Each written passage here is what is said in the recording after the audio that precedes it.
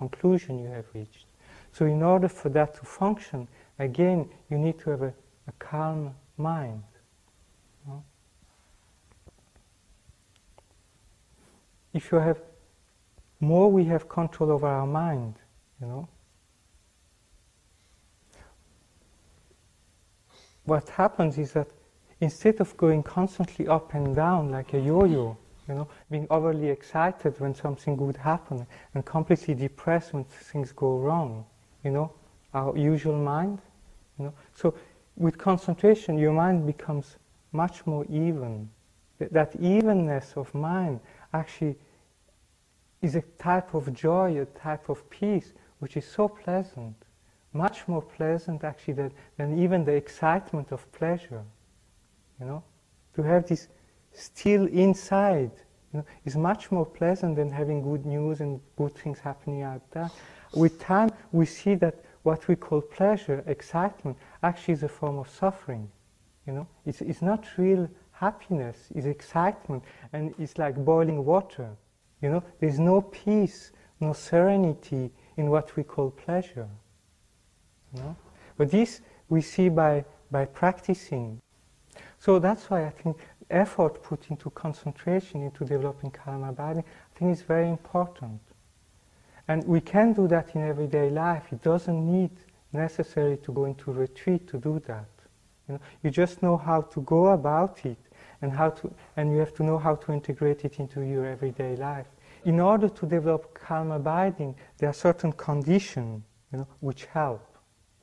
So all these conditions we can gather in our everyday life. You know, we don't need necessarily to go to a complete isolated place. It just means having little desire, be content with one's life situation, you know, and have a little bit of peaceful environment.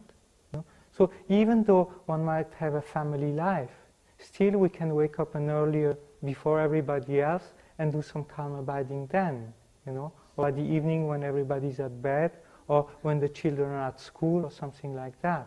One can find a place, a time in a day, you know, if one wants it, for a peaceful meditation. So the first is to have, you see, wishing to do the meditation, you know, by seeing its advantage, then developing the determination, I'm going to do it, and for such amount of time I'm not going to lose the object, you know, and then is to develop the mindfulness of holding the object without losing it. And once you're able to do that, then you use introspection to check the quality of your concentration. And then to make it more precise, you know, if you're prone to dullness, then you hold the object more intensely. If you have too much excitement, you lose, you know, you relax a little bit the grip on your object, you know, and like that, slowly you find the middle way, you know, and you're able to hold on to it. So that's a little bit the process, how one goes about it. And by doing that, you know, one goes through 9 stages. Just in brief, I will go a little bit over that. So when one starts meditating on calm abiding and sits down, you know, and say, okay, I'm going to meditate for 10 minutes, you know. For 10 minutes, you know, I will hold this Buddha image or watching the breath, you know. So at the first stage, one said, wow, what a mess, you know. One realized that one hardly ever finds the object, you know. During the whole session, you know, oh yes, you know, oh, I'm supposed to watch my breath. And the mind goes all over the place, you know. So just from time to time, actually, you remember you're supposed to watch the breath. But your mind most of the time is going all over the place. You know? So this is the first stage of meditating on calm abiding. You know, is that, you know, it's called placing the mind. It's actually trying to bring the mind onto the object in the first place. You know, so the whole session is spent bringing the mind on the object. You know, because most of the time it's away. You know? So then the second stage is called placement with continuity. So there, one is able to bring the mind on the object and stay it for a little while before losing it again. Right? So there is a continuity Before there was no continuity at all, you know. You just bring it there, poof, it goes off. You bring it there, it goes off, you know. Here, there is a continuity. Then the third stage is called patch-like placement. So there, at the third stage, you're able to stay on the object for quite a while, you know. You stay on the object, and from time to time you lose it. But then, as soon as you lose it, you are aware that you're losing it, and you're able to bring the mind back. And then the fourth stage is called close placement. You know? So at the fourth stage, from the beginning to the end of your session, you don't lose the object at all. You know? During the whole session, you are able to hold on to the object. Right? There still is distraction and dullness, but one part of your mind never loses the object anymore. And then the fifth stage is called controlling. So, because at the fourth level you are able to stay for the whole session on the object, you know, you decided. By familiarizing yourself with that, you reach a state of inner peace you never experienced before. Suddenly, it's like your mind was always like boiling water, and suddenly the boiling water has subsided, and you find that your mind inside experience a kind of tranquility that you never had before. And you realize, wow, that's quite pleasant. The difference between the fifth and the fourth is that the fifth, there's no more gross laxity and gross excitement. You know? So, you know, the gross aspect of this disturbance has subsided. You still have subtle dullness and subtle excitement, but not anymore the gross aspect of it, you know. And then the sixth is called pacifying. It's very difficult to recognize because the object is there, it's stable, you know, and it's clear. What is missing is the intensity of holding onto the object. You know? So in general, when one reaches that state, it's better to lean towards the side of subtle excitement than to lean towards the side of subtle laxity, because subtle excitement is easy to recognize. At the seventh stage, you can stay on the object, you know, boom, boom, boom, you sit there, you stay on the object, you know, and from time to time you have to check whether excitement, laxity has come about. But the main bulk of your sitting, you're completely there on the object. The excitement and dullness is not so strong anymore, you know. It doesn't happen often, and even if it arises, you just need to poof, poof, poof, you know, and the thought, they stop. You know, the emotion, they stop. It's a process from going from your ordinary mind, which has this thought and things like that, to go into your mind of calm abiding. So it's like entering into a tunnel or entering into something. You know? So you focus your mind on the object and you go to a certain stage to go into that mind of calm abiding. And then the ninth stage is called placement with equanimity. So there's no more effort. You know? As soon as you sit down, you know, you're so familiarized with that state of meditation. You just sit down and you're in that state. You know, for the whole session, you know, no matter how long, you can stay on the object without any excitement or any dullness. You know? So that's a fantastic state of mind. This is the ninth stage of calm abiding. It's not the fully qualified calm abiding. Then you have to cultivate that for a certain period of time, and then there's something which is, if you cultivate that, there's a transformation of your body and mind happening.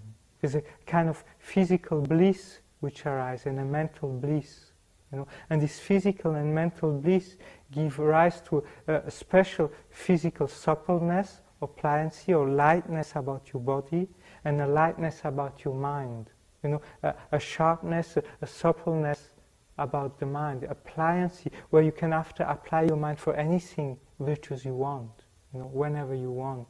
The mind has always great enthusiasm. You know, you never lose enthusiasm for doing something positive, you know. So when this process has happened, you know, this physical and mental bliss has arisen, and then the physical suppleness and mental suppleness has arisen, and get stabilized, then this is called calm abiding. It's a very clear path. It's very well put down, and so you know exactly where you are, what's your problem, and how to face it, to go to the next stage. So this you find, in the Lamrim tradition, in the section on calm abiding, you have an explanation in detail on that. So, good luck.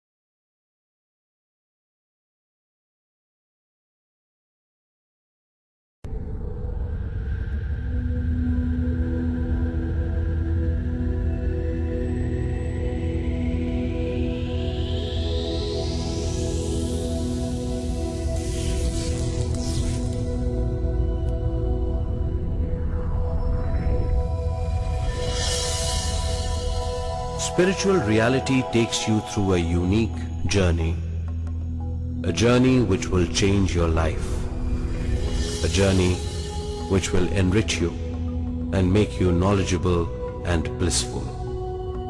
Spiritual reality is a program on meditation and meditational experiences. While you watch this program, be totally relaxed.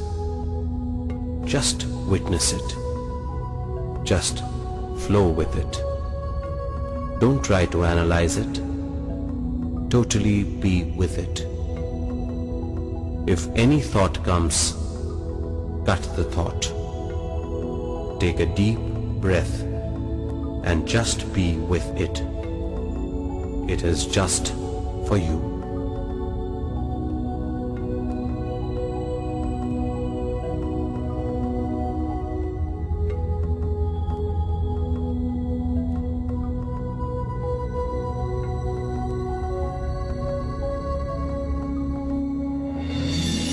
In this whole creation, we are just a small speck.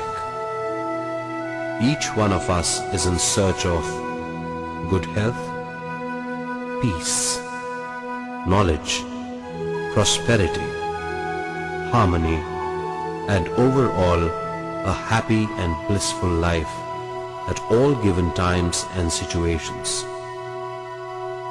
Each and every person strives hard to achieve this state. But can this really be achieved? Yes, this can be achieved.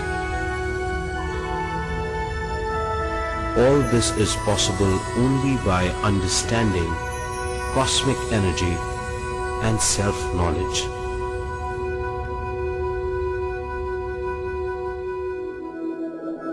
Now let us know about cosmic energy.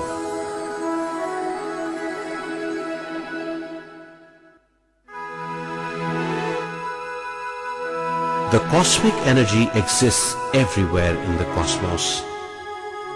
It is the bond between the galaxies, the planets, humans, and molecules. It is the space between each and everything. It is the bond which keeps the whole cosmos in order. Cosmic energy is the life force. This cosmic energy is essential to maintain the order of our life and to expand our consciousness. Cosmic energy is the base for all our actions and functions.